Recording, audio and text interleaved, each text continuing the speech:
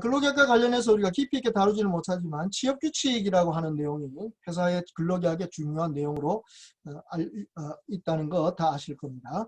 거기 18페이지에 보시면 참고판에 47번을 보시면 근로계약 체결 시 계약의 내용을 취업규칙 내용과 달리 약정하는 등 특별한 사정이 없는 한 근로계약을 체결한 근로자와 사용자 사이에는 취업규칙에 정하는 바에 따라 근로관계가 성립한다. 이것이 우리 대법원 판례가 취업규칙과 근로계약의 관계에 대해서 내렸던 중요한 기준이 되는 판례입니다.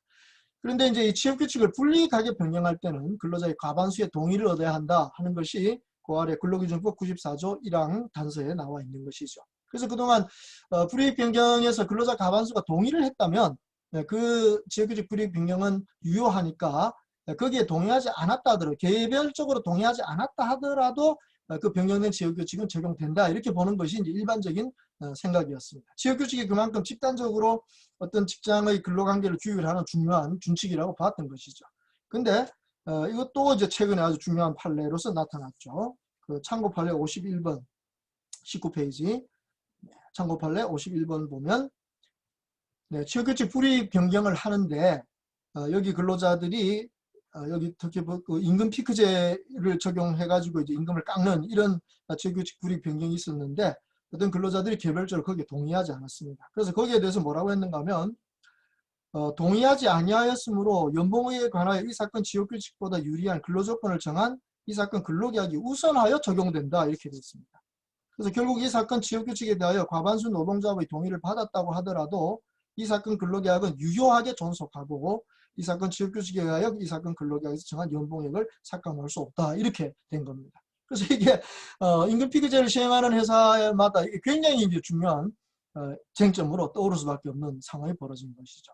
제가 이 회사의 근로계약서를 제대로 보지는 못했습니다만 아마 생각한데 이 근로계약에서 정하지 않은 사항에 대하여는 취업규칙에 따른다라는 이런 조항이 아마 없는 근로계약서가 아니었겠나 이렇게 생각을 해봅니다. 그래서 그런 경우에라면 이렇게 취업규칙이 불이익 변경됐다 하더라도 근로자가 동의하지 않았다면 이 근로계약과 취업규칙에서 근로계약이 유리하니까 유리한 근로계약이 먼저 적용될 수밖에 없다라고 봐집니다. 그래서 이런 판례가 나왔지 않겠나 싶습니다. 네. 그러니까 만약 근로계약서에 이 본계약서에 정해지지 않은 사항에 대하여는 취업규칙에 따른다 또는 임금에 대해서는 취업규칙에 따른다 임금 규정에 따른다 이런 식의 별도의 규정이 근로계약서에 들어있었더라.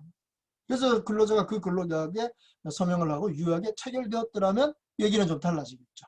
네, 그래서 참고 판례 51번 이후에 아마 근로계약서를 좀 더 세밀히 검토해서 임금과 관련된 부분을 서면 명시해야 되는 것도 사실이지만 또 거기에 대한 구체적인 내용을 어떤 식으로 규정할 것인가 여기 우리 기업들이 좀 고민해야 될 부분이 아닌가 싶습니다. 그래서 그런 부분을 좀 노사 간에 합의해서 미리 정리해 둔다면 이런 어려운 분쟁으로 가지 않겠습니다.